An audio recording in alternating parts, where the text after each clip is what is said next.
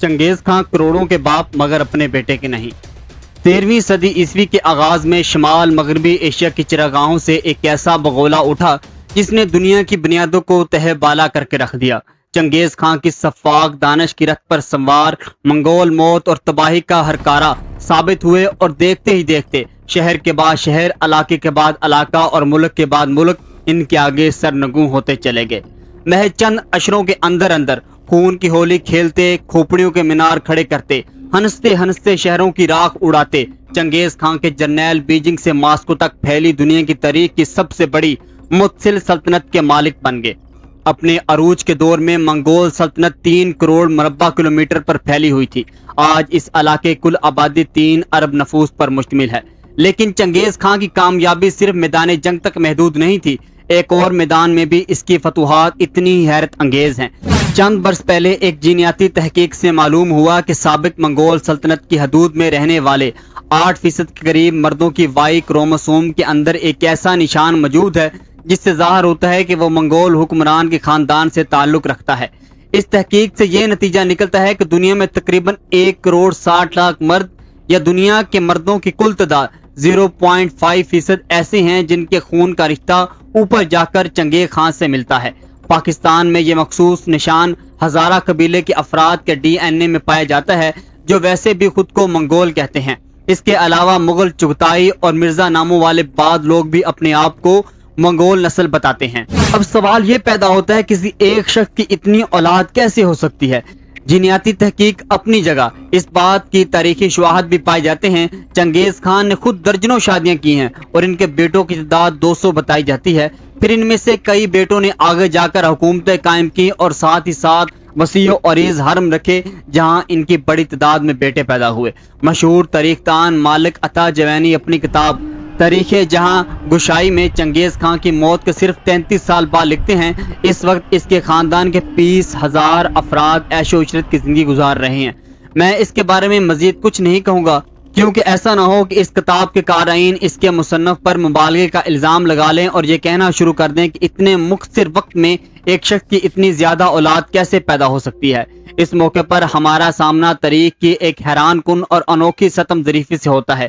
جب چنگیز خان کی عمر 60 برس سے تجاوز کر گئی تو انہوں نے اپنے خیمے میں اپنی پہلی بیوی اور ملکہ عالیہ بورتا خاتون کے بطن سے پیدا ہونے والے 4 بیٹوں جوچی، اوغدائی، چغتائی اور تولی پر مشتمل خصوصی مجلس بلوائی جس میں ان کے جانشین کے نام کا فیصلہ ہونا تھا۔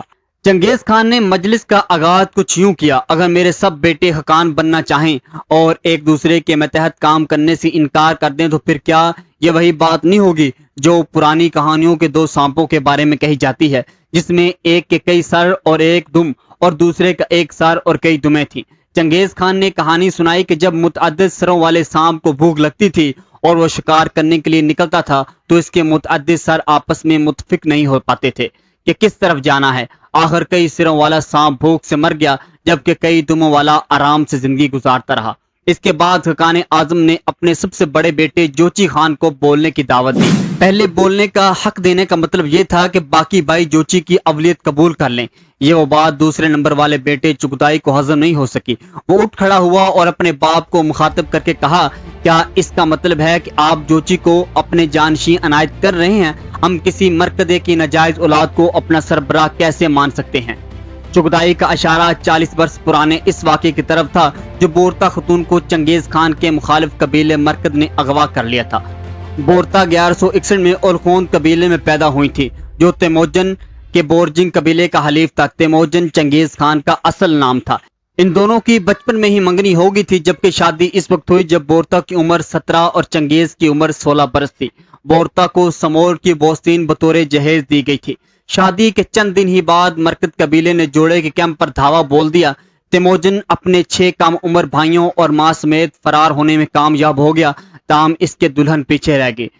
مرکز اصل میں بورتا ہی کے لیے آئے تھے۔ کہانی کچھ یوں ہے کہ تیموجن کی ماں ہویلن مرکز قبیلے سے تعلق رکھتی تھی اور اسے تیموجن کے باپ نے اغوا کر کے اپنی بیوی بنا لیا تھا۔ مرکز برسوں بعد بھی اس بات کو بھلا نہیں پائے تھے اور اب وہ بورتا کو اٹھا کر ہویلن کا بدلہ لینا چاہتے تھے۔ بورتا ایک بیل گاڑی کے پیچھے چھپ گئی لیکن مرکزوں نے اسے ڈھونڈ نکالا اور گھوڑے پر ڈال کر ساتھ لے گئے۔ تیموجن نے اپنی دلہن کی بازیابی کی کوشش جاری رکھی۔ خانہ بدوش مرکز قبیلے وسطی ایشیا کے ہزاروں میل کے رقبے پر پھیلی چراگاہوں میں جہاں جہاں جاتا تیموجن کچھ فاصلے سے ان کے پیچھے پیچھے ہوتا تھا۔ اس دوران اس نے ادھر ادھر سے ساتھی بھی اکٹھا کرنا شروع کر دیے۔ اس کا ایک قول مشہور ہے کہ مرکزوں نے صرف میرا خیمہ ہی سونا نہیں کیا بلکہ سینہ چیر کر میرا دل بھی نکال لے گئے۔ بالاخر جب مرکز قبیلے 400 کلومیٹر دور سائبیریا کے بیکال جھیل کے قریب خیمہ زن ہوا تو تیموجن نے اپنے دو ساتھیوں کے ہمراہ انتہائی ڈرامائی چھاپا مار کاروائی میں بورتا کو دشمنوں کے قبضے سے چھڑوا لیا۔ بعض تاریخ دانوں کے مطابق یہ واقعہ چنگیز خان کی زندگی میں بنیادی اہمیت کا حامل ہے، کیونکہ اس واقعے نے انہیں اس راستے پر ڈال دیا جس پر چل کر آگے وہ فاتح عالم بنے۔ تاہم بورتا کو بازیاب کراتے کراتے 8 مہینے گزر چکے تھے۔ بورتا نے واپسی کچھ ہی عرصے بعد جوچی کو جنم دیا۔ اس وقت بھی چہمگوئیاں ہوئیں، لیکن چنگیز نے ہمیشہ جوچی کو اپنا بیٹا ہی تسلیم کیا، اور یہی وجہ ہے کہ اب وہ اپنی زندگی کی آخری دور میں اسی کو جانشین بنانا چاہتے تھے۔ لیکن انہیں اندازہ نہیں تھا کہ 40 برس بعد یہی واقعہ ان کے گلے کی ہڈی بن جائے گا اور ان کے اپنے بیٹے ان کے روبرو ان کے بیٹے کی ولدیت کو مشکوک قرار دیں گے۔ چغتائی نے جب جوچی پر الزام دھرا تو جوچی چپ نہ بیٹھ سکا۔ اس نے اٹھ کر چغتائی کے تھپڑ دے مارا اور دونوں بھائی گتھم گتھا ہو گئے۔ درباریوں نے بڑی مشکل سے دونوں کو چھڑوایا۔ چنگیز خان کو اندازہ ہو گیا کہ ان کے مرنے کے بعد تینوں چھوٹے بیٹے کبھی بھی جوچی کو بطور خاقان اعظم قبول نہیں کر سکیں گے، آپس میں لڑ کر اس کی سلطنت کو پارا پارا کر دیں گے۔ اب چغتائی نے ایک تجویز پیش کی جس کی چھوٹے بھائیوں نے فوراً تائید کر دی۔ اس نے بیچ کا راستہ پیش کیا کہ نہ میں نہ جوچی بلکہ تیسرے نمبر والا اوغتائی کو خاقان بنا دی جائے۔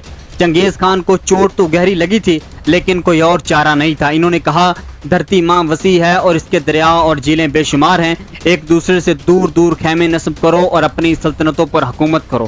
یہ تاریخ کی عجیب و غریب ستم ظریفی ہے کہ آج جس شخص کی اولاد کروڑوں میں بتائی جا رہی ہے، اس کے اپنے بیٹے نے اس کے منہ پر اس کے مقرر کردہ ولی عہد کو اس کا بیٹا ماننے سے انکار کر دیا تھا۔ 18 اگست 1227 کو آخری سانسیں لیتے وقت شاید چنگیز خان کو اسی بات کا دکھ سب سے زیادہ رہا ہوگا۔